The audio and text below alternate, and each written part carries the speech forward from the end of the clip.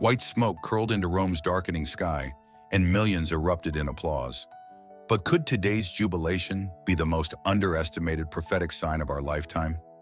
In the next few minutes, we'll trace an unbroken golden thread from the bronze serpent in the wilderness to the moment Pope Leo XIV waved from St. Peter's Loggia.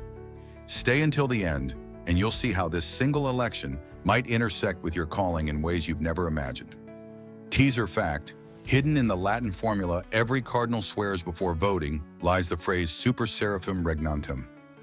That line, lifted from Isaiah 6, is one of only 3 places in modern liturgy where the highest angelic order is invoked by name. The seraphim, known for purging fire, appear again in Revelation guarding God's throne. Their mention inside the Sistine Chapel hints that the conclave is more than politics. It is an echo of heavenly council chambers. Now, before we descend further, remember this. Every papal election sends ripples through 3 arenas: the visible church, the geopolitical map, and the unseen realm Paul calls principalities and powers. Theologians from Chrysostom to Chesterton agree that whenever the keys of Peter change hands, hell's gates rattle just a bit louder, testing the hinges Christ promised would never prevail. Grasp that tension, and you'll never watch a Vatican ceremony the same way again. Ready to decode the smoke? Let's go. Picture dawn on the Sea of Galilee. Fisherman Simon hauls an empty net until a stranger fills it overflowing and then renames him Peter Rock. That commissioning sets the pattern. Ordinary life interrupted, identity reshaped, mission assigned. Now imagine Cardinal Prevost in Chiclayo, Peru, lugging medical supplies through desert villages, unaware that heaven was sharpening him for a throne he never sought. God's recruitment agency still prefers obscurity over spotlight. Inside the Sistine Chapel, the voting cardinals pass under Michelangelo's fresco of God dividing light from darkness, an implicit reminder that leadership should separate truth from deception. The ritual has changed little since 1179. Ballots folded, threaded with string, pierced by a needle, stacked on a plate. When the plate tips, every vote is surrendered to divine sovereignty, much like the lots cast for Matthias in Acts 1:26. Human fingers drop parchment. God's hand directs outcomes. The choice of papal name says volumes. By selecting Leo, Prevost nods to Leo I, who faced Attila the Hun armed only with prayer, and to Leo, whose rerum novarum defended workers' dignity. The Middle Ages carved lions on cathedral doors to frighten demons. Now a new lion rises in an age of digital tempests. Pause here. Have you discerned the name God whispers over your future? Maybe it isn't the one on your passport.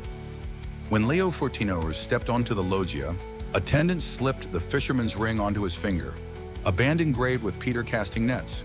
Tradition demands the ring be destroyed at the Pope's death to prevent forgeries, a practice rooted in Jezebel's misuse of Ahab's seal in 1 Kings 21.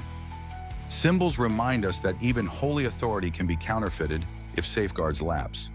Another overlooked ritual is the Latin announcement, Annuncio Vobis Gaudium Magnum. Notice it omits any boast of papal perfection. Joy is proclaimed, not triumphalism. The Church rejoices, yet immediately requests prayers, echoing Solomon's plea for wisdom at coronation. Leadership, biblically measured, is weight before it is fame. So when the smoke turned white, heaven and earth both registered the verdict. Biblical leaders almost always wrestle dual roles, shepherd and prophet. David writes psalms yet decapitates Goliath. Jeremiah weeps yet confronts kings. Pope Leo XIV inherits scandals requiring balm and systems demanding surgery. The Augustinian rule he professes emphasizes communio, shared life. That focus recalls Acts 2:44, where believers held possessions in common. Could a return to community be the antidote to today's hyper-individualism? Let's zoom back to Amos, a fig picker drafted as prophet. God delights in promoting those overlooked by elites. Likewise, an American-born missionary ascending Peter's chair suggests God is still plucking figs from unexpected orchards. Comment below. Which forgotten corner of the world do you think God might spotlight next? History teaches that whenever the Church cleansed itself, prophets led the charge. Think Hildegard of Bingen's visions sparking reform, or Gregory the Great sending Augustine to evangelize England. If Leo XIV embraces the prophet's mantle, expect uncomfortable sermons on consumerism, war, and ecological sin. Remember Elijah's showdown? Fire fell only after the altar was soaked with water, proof that revival requires the impossible. Are we ready for holy fire that exposes before it comforts? Augustine taught that the human heart is restless until it rests in thee. In an age when algorithms monetize restlessness, a pope schooled in Augustinian thought might challenge Catholics to uninstall addictive apps, rediscover silence, and replace doom scrolling with Lectio Divina. Consider also the order's intellectual heritage. Augustine dialogued with pagan philosophers before baptism. Likewise, Leo XIV, fluent in Spanish, English, French, and Italian, might reopen honest debate with secular academia, reminiscent of Paul's Areopagus address. Engagement without compromise. Do you crave that? Let us know. Before we continue, hit subscribe and ring the bell so you won't miss our deep dive connections between headline and Holy Writ. Done? Great.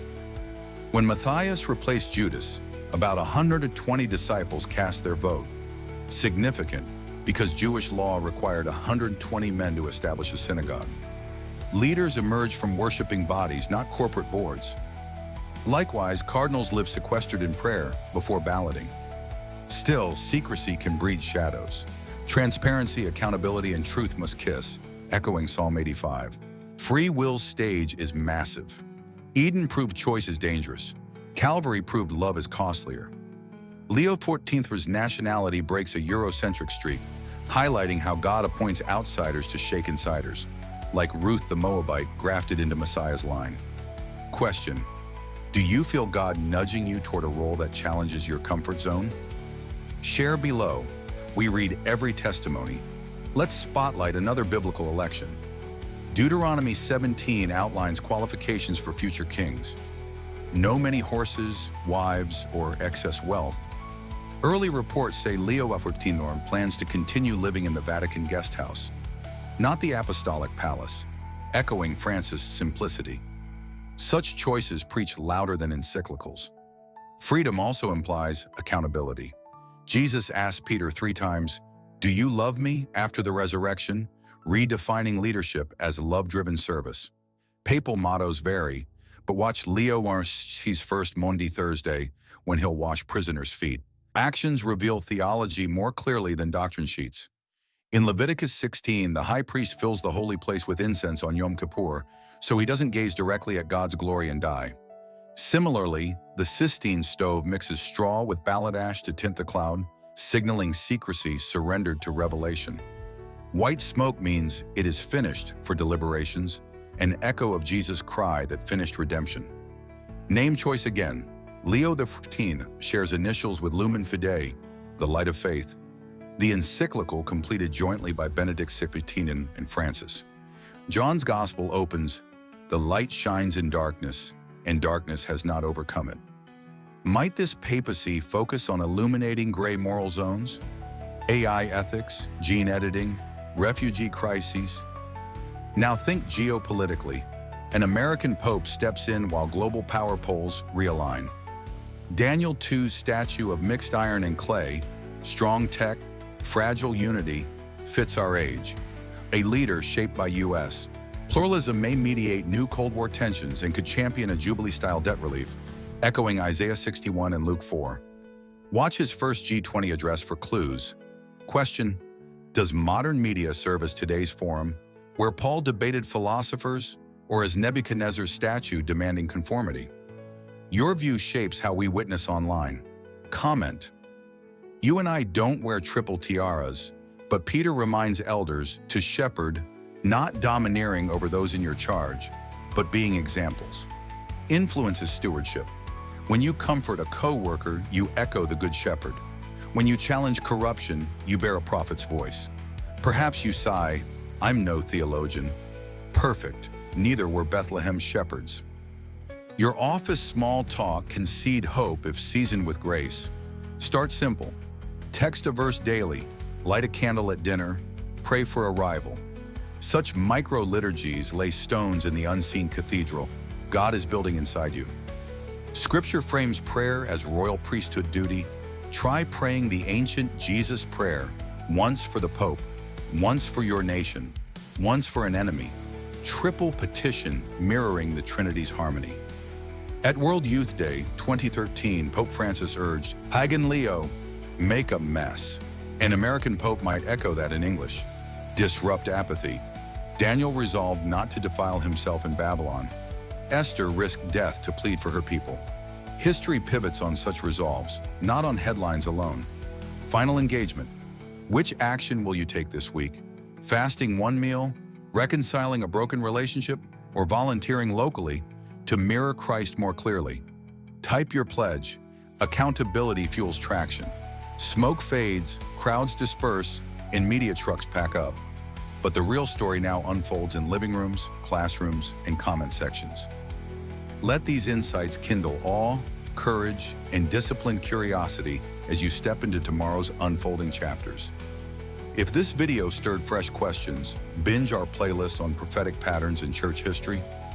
Every episode equips investigative believers like you. And remember, the kingdom advances not only through thrones, but through tables, where families break bread, strangers find welcome, and Christ appears unannounced. Thanks for exploring this prophetic crossroad with the Faithful Scribe. Share this video if you learned something new, and remember, Scripture lives, history bends, and your next obedient step could tip the scales of eternity.